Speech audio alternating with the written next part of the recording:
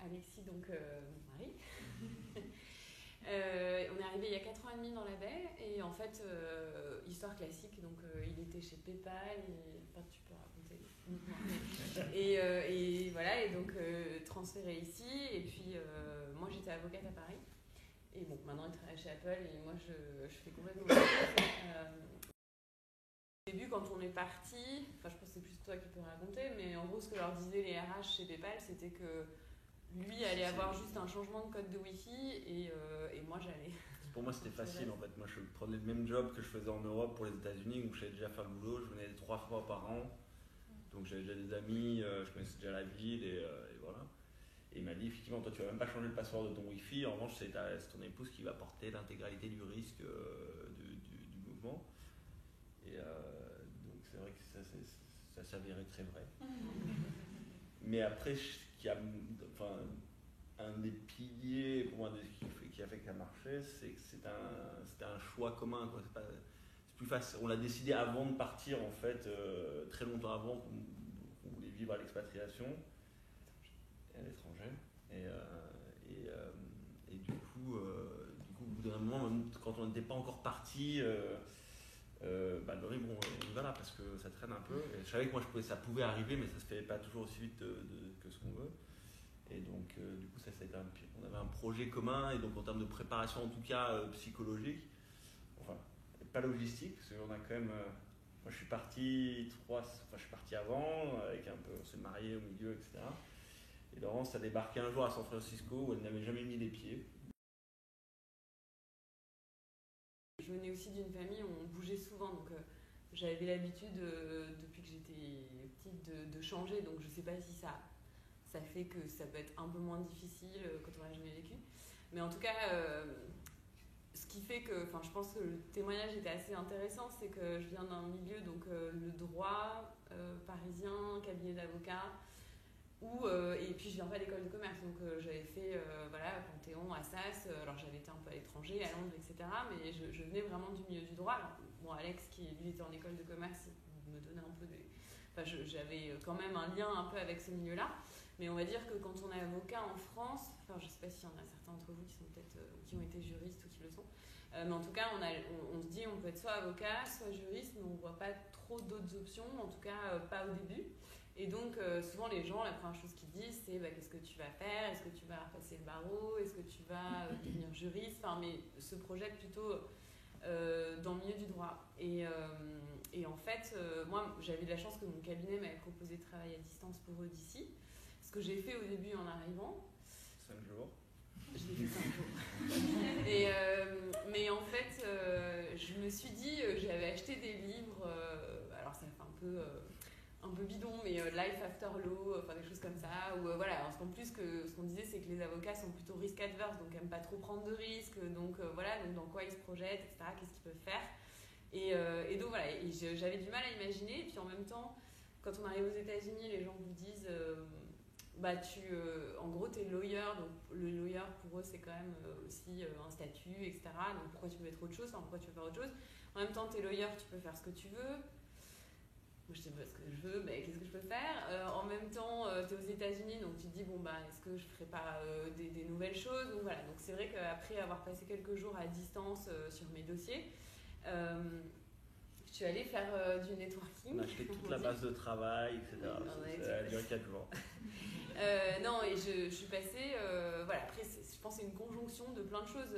Et puis, il y en a qui auraient peut-être pas du tout choisi ce que j'ai fait. Donc, c'est juste un partage d'expérience et je dis pas du tout que c'est le modèle. Mais grosso modo, je suis passée à la chambre de commerce où je me suis dit « Waouh, c'est une équipe jeune et dynamique. » Et c'est pas du tout l'image que j'avais de ce que ça pouvait être. Et puis je voulais parler, pour moi j'avais aucune idée de ce qu'ils faisaient, je comprenais pas forcément tout, etc. Donc je proposais à une des filles d'aller prendre un café parce que voilà, et puis je pense qu'en fait les gens ici sont aiment bien partager, et en tout cas c'est toujours sympa que quelqu'un s'intéresse à ce que vous faites en fait et d'aller partager un quart d'heure, etc. Et puis ça crée un lien un tout petit peu différent quand vous avez pu prendre un café avec quelqu'un que quand vous l'avez rencontré au milieu de tout le monde en 2 minutes, voilà. Et après, en fait, j'en étais à un point où je me disais, bon, pourtant j'avais mon travail, etc., mais je me disais, j'avais un peu laissé mon ego de côté et je m'étais dit, ben voilà, si je dois recommencer quelque chose, je peux recommencer au début et puis je ferai mes preuves et voilà, et puis ça me fait pas vraiment peur. Après, voilà, faut se dire que quand on avait un statut, on n'a peut-être pas forcément le même, mais on peut rattraper assez vite si on fait ses preuves, etc. Et c'est là où elle a été, enfin, parce qu'on voit aussi beaucoup d'autres expats, parce qu'on en côtoie beaucoup. Et enfin, ce qui est marrant, c'est qu'aujourd'hui, donc finalement j'étais le collaborateur et donc Laurence sa conjointe. Aujourd'hui, moi je suis connu à San Francisco comme le mari de Laurence, en fait. C'est comme ça que j'existe dans la communauté. Donc ça s'est retourné. Donc on voit pas mal de conjoints là où elle a été très très forte, c'est finalement elle n'a pas hésité à se réinventer. Je sais pas si en tout cas, tu as été très flexible et déjà t'as pas eu peur de quoi que ce soit. Tu as fait des sacrifices, on avait un salaire équivalent, ou même je pense que tu gagnais même mieux ta vie à Paris. Donc tu as fait des sacrifices de salaire. Tu n'as pas effectivement hésité à reprendre un job qui, je pense, tu étais surdimensionné pour le job largement. Ce que beaucoup de gens ne font pas. Moi, c'est quand je vois dans ceux pour qui ça s'est moins bien passé, parce que l'autre personne n'a pas forcément eu la flexibilité. Enfin, toi, tu as fait preuve d'une grande flexibilité qui fait que tu as mis ton pied à l'étrier en 15 jours, c'était réglé, quoi. Ouais, alors après, ça aurait pu ne pas me plaire. Et voilà, il se trouve que je suis tombée sur. Effectivement, finalement, la chambre s'est dit, bah tiens, une avocate, elle doit beaucoup travailler, donc ça peut être bien. Donc j'ai un peu mis ma capacité de travail au service de ce que je faisais à la chambre. Et puis, du coup, je pense que quand en plus on vient de différents secteurs, mais il y a des choses qu'on peut apprendre assez vite et du coup être assez, en tout cas, essayer d'être assez efficace rapidement.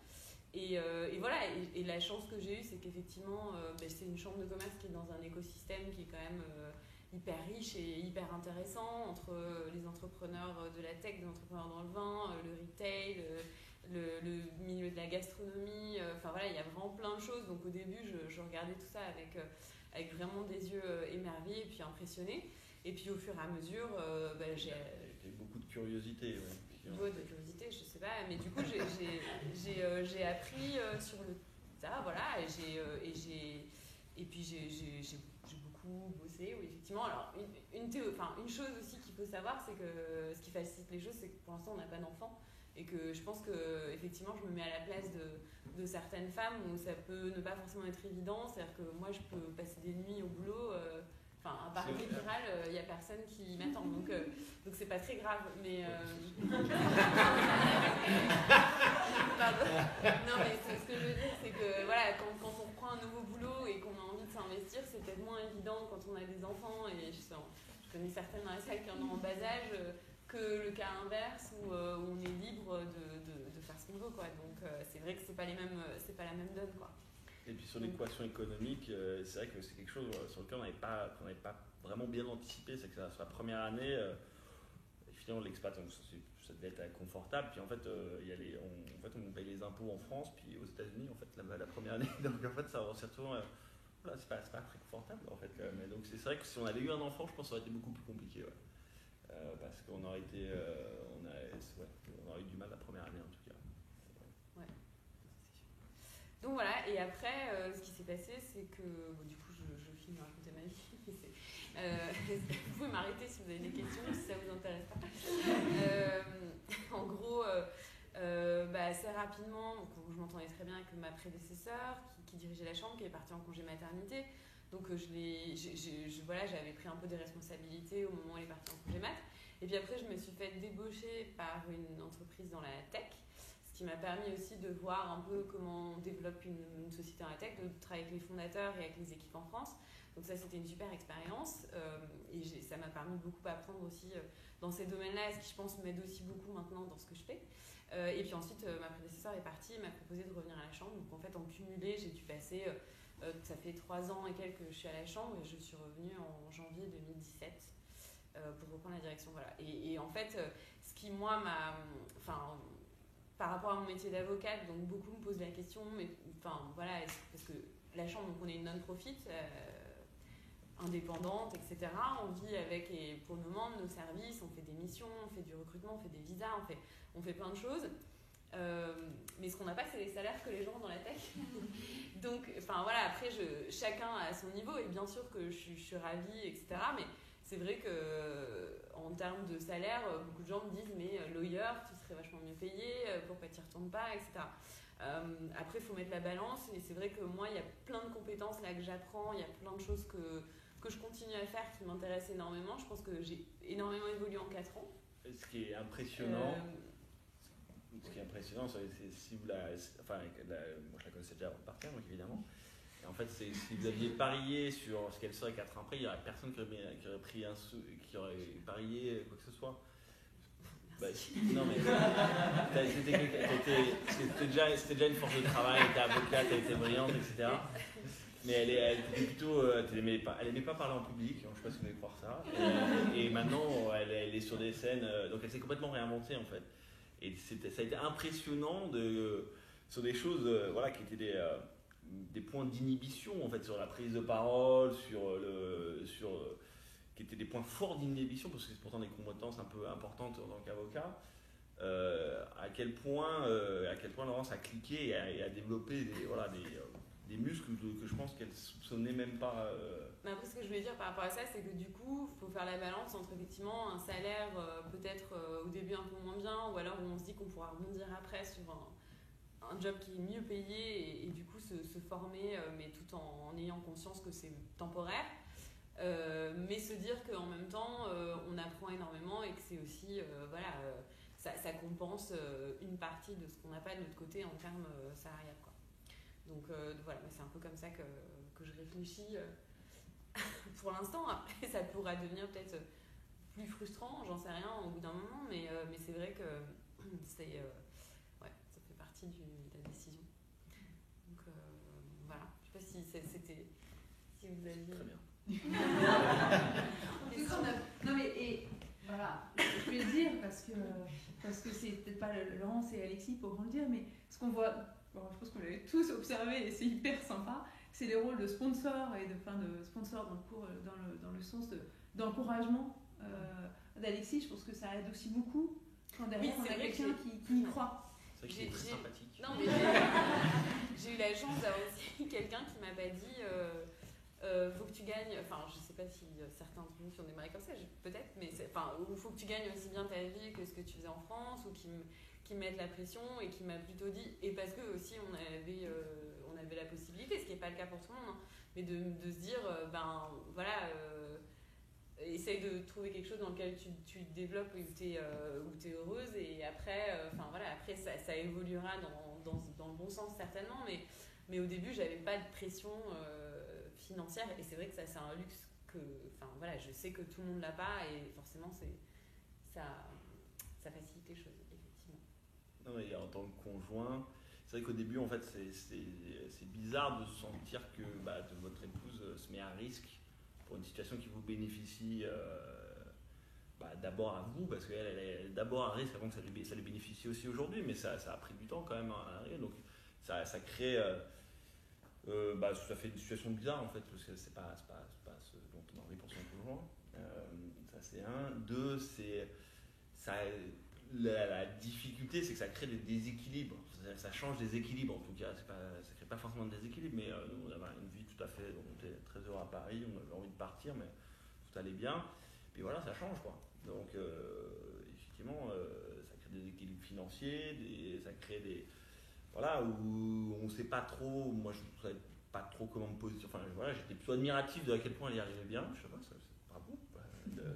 Là, ce que j'ai pas vu partout, donc c'est là où j'ai eu de la chance, parce que les gens qui sont rentrés, généralement, c'est parce que c'est aussi, ça se passe pas forcément bien pour les deux.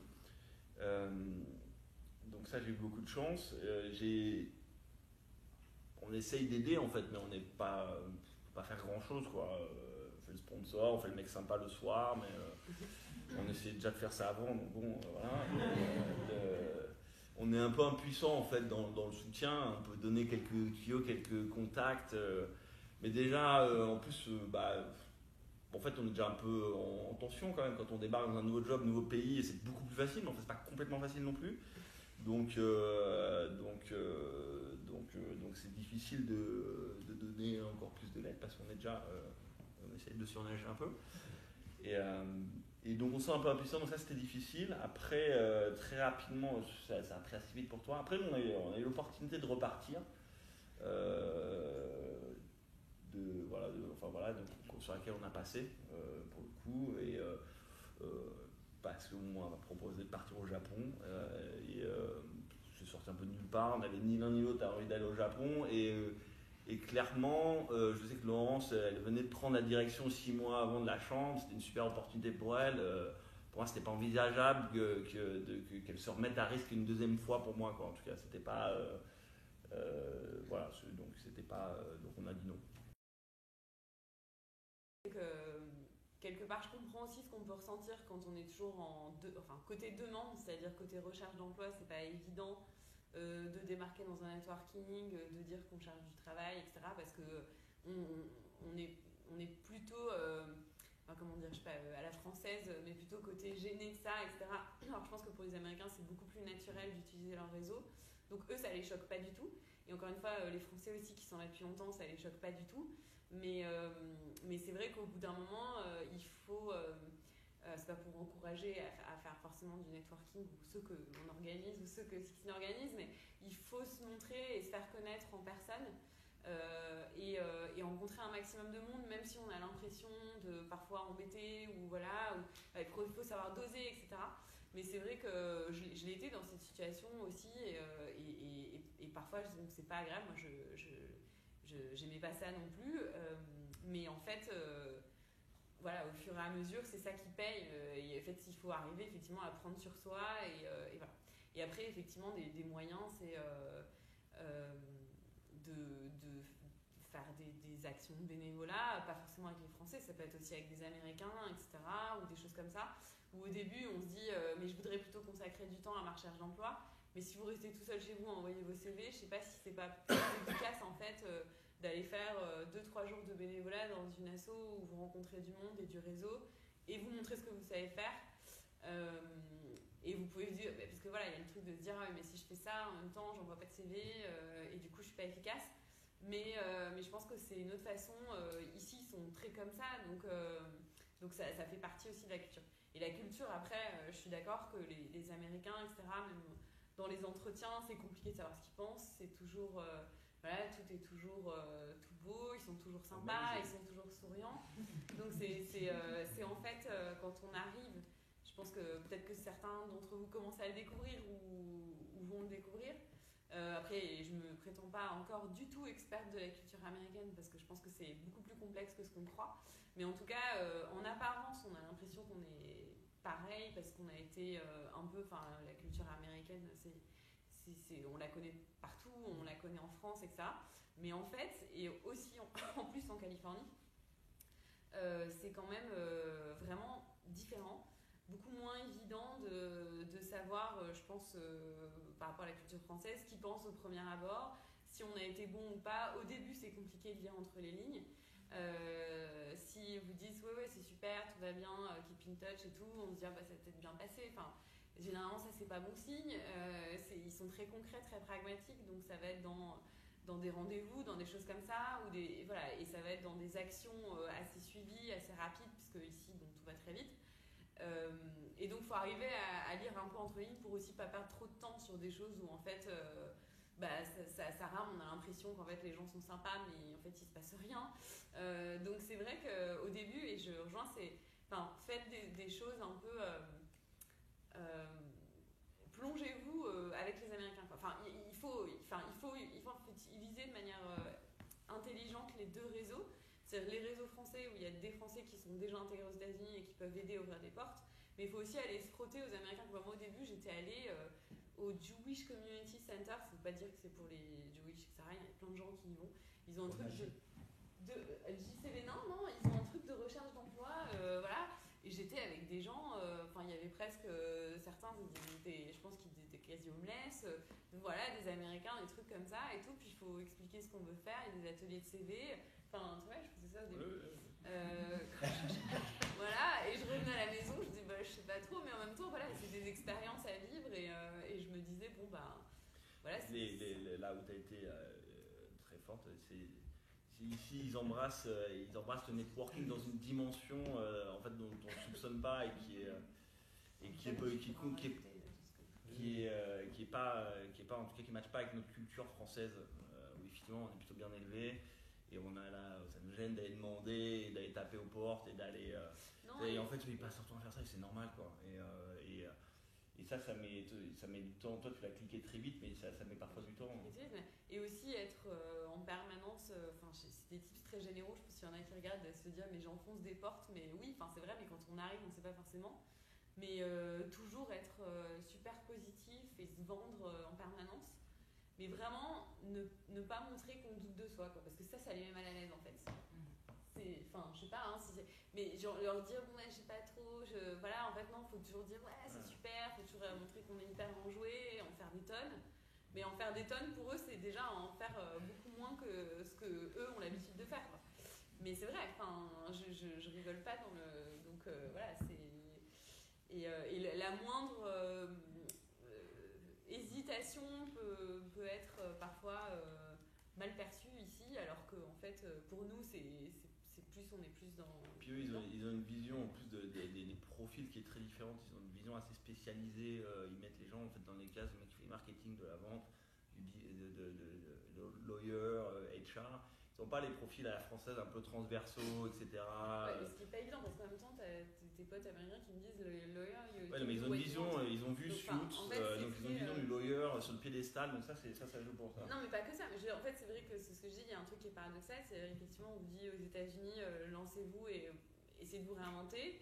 Et en même temps, c'est ce que dit Alexis, c'est qu'ils sont très dans les recherches d'experts de profils. Donc c'est paradoxal, il faut trouver les bonnes... Il faut adapter son parcours et son profil à leur vision du monde un peu. Ils ont du mal à... Ils ont pas... Quelqu'un est basique quand même. Il a moins voyagé, il s'est moins confronté à des profils culturels larges et divers. Et donc voilà, c'était très segmenté. En fait, ça prend vachement de temps à comprendre leur mécanisme de pensée et à se repositionner en fait. C'est une histoire de positionnement, de raconter son histoire. Oui, ce que vous avez lu, je suis sûr, dans le storytelling, etc. Et en fait, même en tant qu'expat, en fait, moi j'ai eu la chance de ne pas être dans son cas, parce que je pense que j'aurais mis plus de temps. J'ai mis longtemps à comprendre en fait comment eux me voyaient. Et je pense que toi, t'as pas eu peur justement d'être beaucoup plus fonceuse et très voilà, t'as pas mis en avant tes doutes, tes questionnements, en tout cas vis-à-vis de l'extérieur, quoi. On avait vis-à-vis de l'extérieur.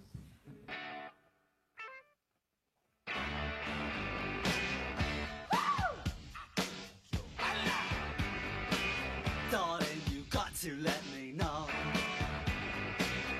Should I stay or should I go? If you say that you are